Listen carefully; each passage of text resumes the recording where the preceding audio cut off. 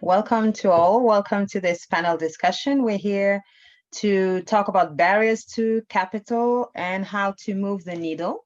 And frankly, on such topic and in such a short time, we could simply make a couple of usual generic statements we've all heard before and be done in 30 minutes. And hopefully it's not going to happen because we have an awesome panel to have an open and honest discussion on a topic that is very diverse, very multifaceted, of course, and also requires all of us to somehow get out of our comfort zone, right? So I'm going to introduce our speakers basically with their names and job titles because we have absolutely no time for lengthy introductions and passionate shout outs. But I just want to encourage everyone who is listening and following us right now to check out these four profiles and follow them either on the Text Position app or on LinkedIn. Starting with Adesua Okunbo Rhodes, founding partner and managing director at Aruba Capital Management. Khaled Benjilani, senior partner African Invest. Iyinoluwa Aboyeji, general partner and co-founder at Future Africa, and Tamim Zein, partner at Sea Stars Africa Ventures. Welcome to you all. To start with, let me ask you one question. Can you help us visualize the main barriers to investment on the continent? And it sounds like a super obvious question, but you ask 20 people, you get 20 different answers. What is, in your view, is the number one obstacle to raising capital? And I would start with you, Adesua, and then Iyinoluwa, the main barrier to investment. And of course, I just gave a very long introduction, but we're expecting short answers. Sure. Thank you, Annie, and thank you to the Text Position team for having me. So this is a topic very, very close to my heart. I've been active in the kind of private equity space now for the last 12 years. And I think when we think about the the lack of access to capital in the African market, it's really down to one thing in my view. And that is the gap between the perception of risk and the reality of risk on the continent. I've been fortunate to work at some of the large global institutions such as JP Morgan, such as TLG Capital abroad, and then was fortunate to have an opportunity to move back home and launch my own fund. And when talking to international institutional investors, it's very, very frustrating. That huge gap between what they think the African opportunity is and what the realities of it are on the ground. So I think that's a huge barrier to why a lot of SMEs, why a lot of early stage ventures, even mature companies are not getting access to capital to enable them to unlock the value and unlock the growth plans that they're able to see on the continent. And I think for local funds like us, our role is really to help bridge that perception reality risk gap by having very, very close and close relationships and proximity to the companies that we're investing in, knowing the day-to-day realities of what's going on the ground, and being able to educate institutional investors on the very, very obvious opportunities that we're seeing. So I think that helping to bridge that perception reality risk gap will be a huge solution in bridging a lot of the access to capital challenges that we're seeing on the continent. We estimate, in the segment that we're targeting, we're a growth equity fund, early stage growth equity fund. So we're looking to invest between $500,000 and about $3 million per deal. And in that segment, we really see a lot of exciting opportunities because, as Africans, we are entrepreneurial. We can get things going. We can use internal capital, friends and family capital to get things going and get things established. But unlocking that next stage of growth capital, that is really where we see such a huge gap for funding. And something that we've done recently as a funder is we've looked inward into our own market. Inflation is nearing 14%. Saving rates are less than 1%. There are a lot of local commercial investors that are looking to diversify and enhance their local portfolios and investment portfolios. So something that we've done is tapped into high net worth individuals, family offices in Nigeria that are now thinking about alternative assets very, very seriously, because the fixed income market is no longer there. Cash is no longer, that interesting to hold in bank accounts. Fixed deposits are no longer there. So we also think that the way to also overcome this perception reality risk gap is to mobilize local capital. And that's where funds like us are very, very, important.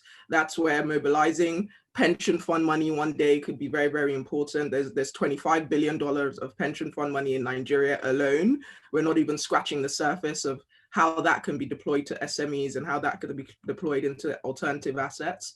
So, there's a lot of things I can talk about, but I think that the main thing is that perception reality risk gap, and how working with local funders and local funds can help to bridge that, and how mobilizing local capital can help to bridge that. Because I think if anything that COVID has taught us is we need to look inwards as a continent to solve our own problems. So that's what we're trying to do. Thank you. E, over to you. What is the main barrier to investment? What's your take on that? My answer is a bit. It's so funny because we've kind of gone full circle, and I once thought there was a whole bunch of reasons why people didn't want to invest, but I think what it boils down to is we just haven't built a capital stack that encourages local participation in the innovation economy. We just haven't. We've been very dependent on DFIs and foreign investment, maybe over dependent on DFIs and foreign investments, and we've ignored the local. Hello, can you hear me? Or are we stuck? Can you hear me? No, we can hear you. Hello. Can you hear us? Okay, fantastic. Yeah. So I think we've ignored. Yeah, I can hear you. So we've ignored local capital sources, and we've kind of we failed to do the work to educate them. We've assumed that the capital structures and capital stack that was designed for the US would be the capital stack that would work here. And even though our people have expressed an interest in investing in alternative investment structures for the longest time, we've relied too much on the regulators' lead in organizing that capital. So 31% of Nigerians, for example, want to invest in alternative investments, but no banks don't offer anything to them apart from government bonds. So it's a failure of the capital stack. I don't think it's all the other things can be fixed if there was real money on the table from people in our countries who have the most incentive to be at that table. But if there's no real capital internally being mobilized for the purposes of investing in our innovation economy, then nothing's going to happen. No one's going to push. DFIs can't vote in our elections. That might be news to some people, but that's the fact. So when we talk about changes that must be made to policy, or we talk about disjointed government policy, it's because our local capital sources are all wasting away in Nigeria, earning negative 13 yield in government bonds when they could be investing in the future of the country. So that's the problem. Our capital stack is broken and we need to fix it. Thanks. That's very insightful. What other changes do you see in the investment landscape? And this is a question for you, Tamim, and until Khaled joins us. COVID-19 has turned the world upside down, right? Over the last few months, and for investors in Africa, the pandemic and its economic fallouts are closing some windows of opportunity, but they're also opening others. There's the healthcare space, for example, which is growing because governments around the world, but also across the continent, are looking to boost their healthcare infrastructure, and it's an opportunity for investors. What what other shifts are you seeing in the African markets right now where you see opportunity for investments? Tamim?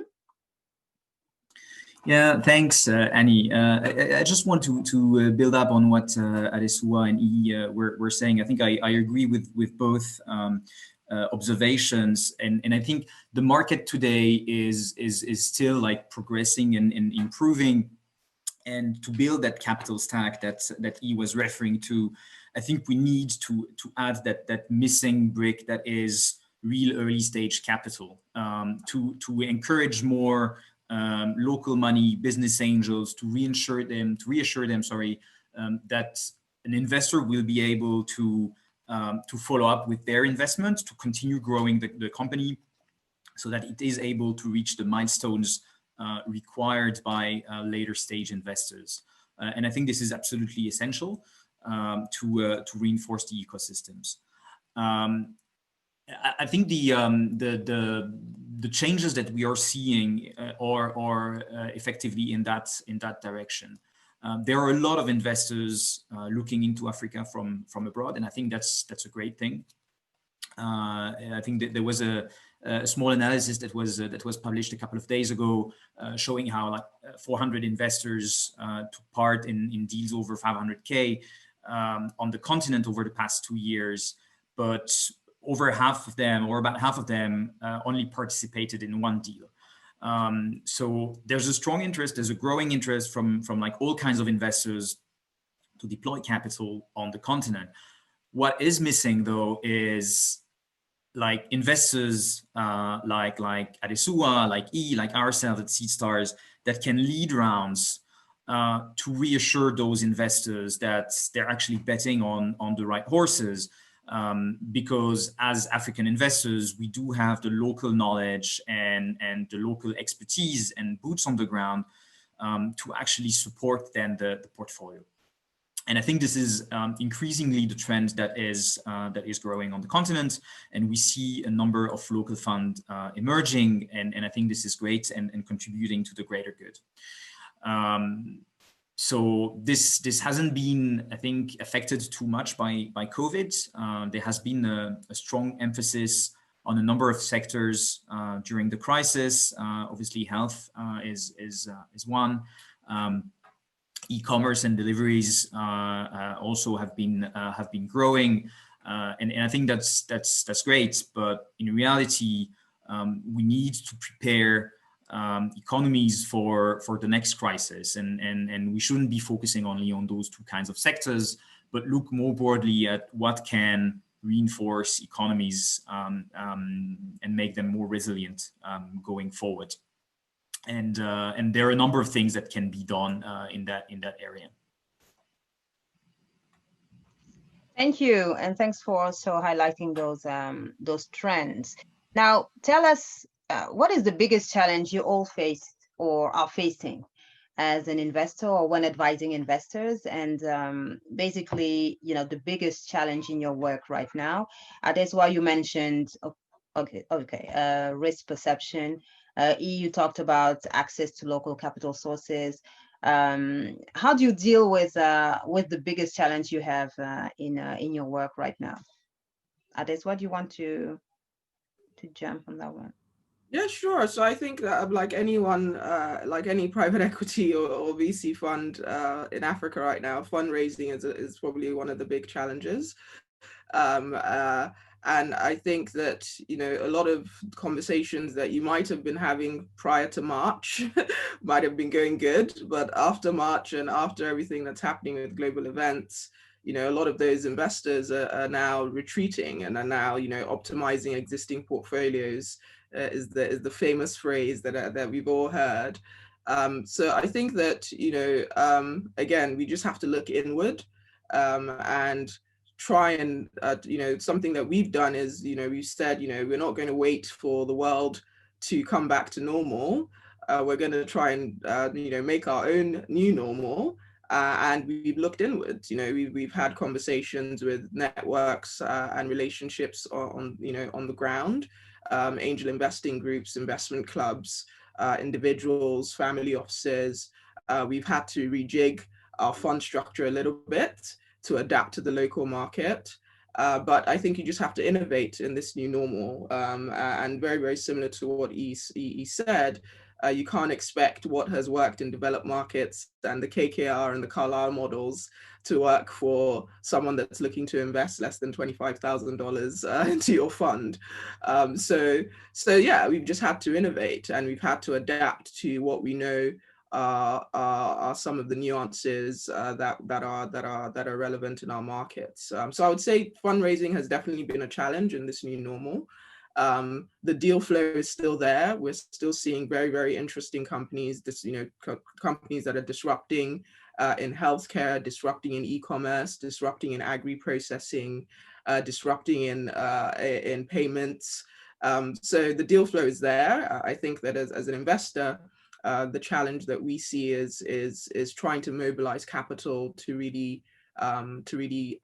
capture and take advantage of these opportunities. But luckily, we've managed to mobilize amidst the chaos, just trying to be as innovative as we can be and adapting to the local environment. So yeah, I would say that's what we've seen over the last 8 months or so since March. So how do you innovate in this field in the new normal? What is your biggest challenge right now, and how do you deal with it?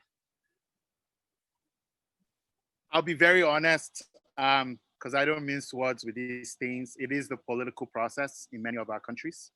Most of the other challenges are solvable if we had serious government officials on the other side of the table with real power, who could have a reasonable facts and data-backed conversation about what it would take to attract capital into our innovation economy.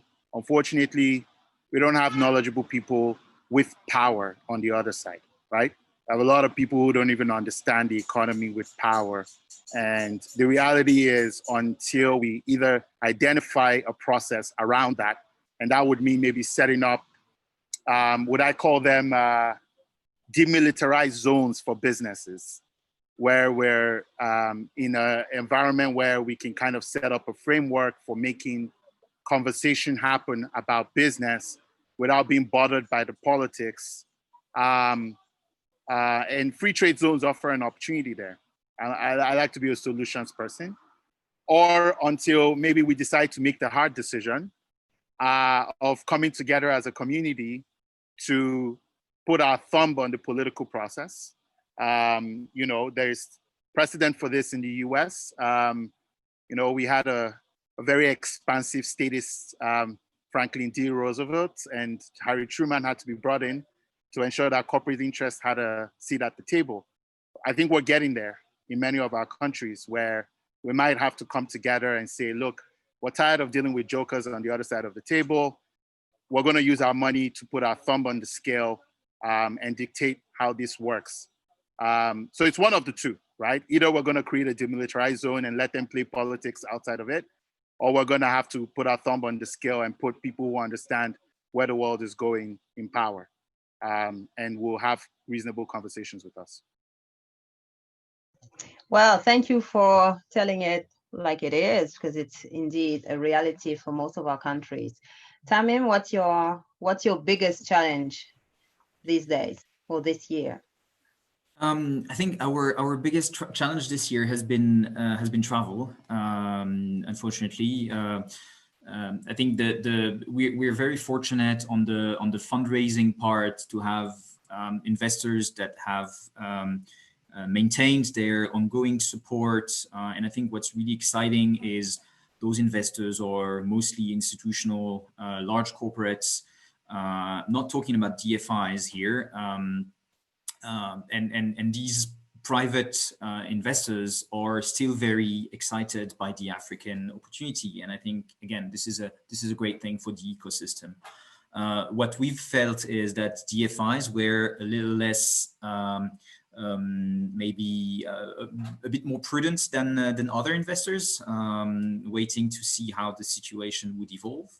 So on the fundraising side, we haven't been really concerned. I think really, like I said, the main thing that prevented us from making as many investments as we wanted this year is really travel, because even though We do have a strong presence on the continent in 4 countries with our own offices, and in others with like partners and businesses.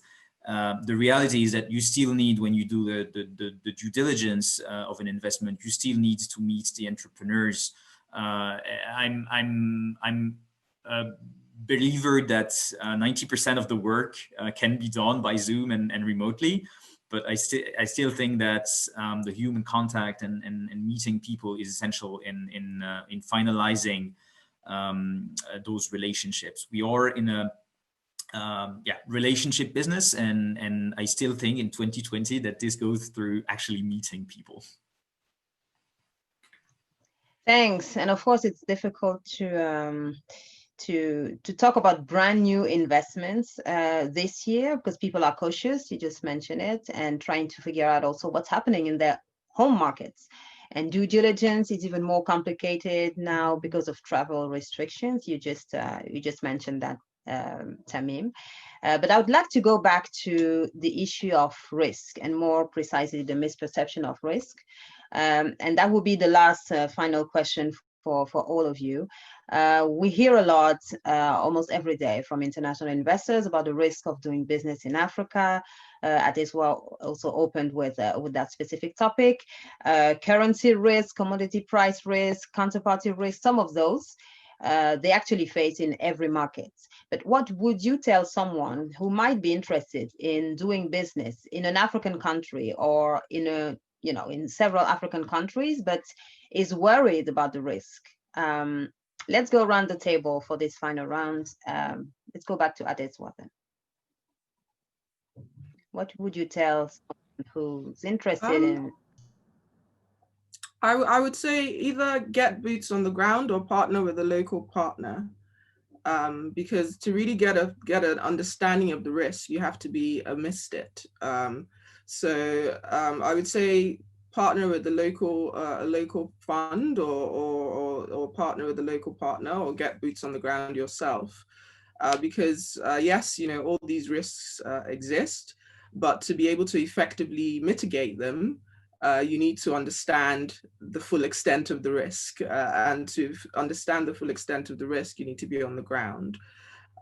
So I think that's what I would say to someone, because yes, there is currency risk, but now in Nigeria we have non-deliverable forwards that a lot of investors use to mitigate that currency risk. You also have a lot of companies that are now exporting to neighboring countries. So we have a portfolio company that locally manufactures personal hygiene goods. Just received a grant from MasterCard Foundation to manufacture PPE that we're exporting and generating dollars on. So there is risk, but to really effectively mitigate it, you need to be on ground so that you can understand the various operational efficiencies or inefficiencies, and then be able to mitigate the risk. So that's what I would say to someone, is being local and having proximity to the investment, having proximity to the policies, having proximity to the day-to-day happenings will help you mitigate all those risks effectively. So be on the ground or get a local partner. E, what's your advice? Well, I don't tend to agree that there's a misperception of risk. I think the risk is real. And so I don't want to deny the reality of the investors, because there are real risks. However, I would say focus on the opportunities, right? Whether you like it or not, more than half of the world's population over the next 15 years is going to be resident on the continent. That's a reality, regardless of the risk, right? And the fact of the matter actually is that if the risk of those people, the real risk is that if those people don't have jobs or opportunities, there will be no global economy, right? That's just a fact. They're not just going to watch you guys watch Netflix and chill and order DoorDash and not try and, pardon my language, fuck shit up.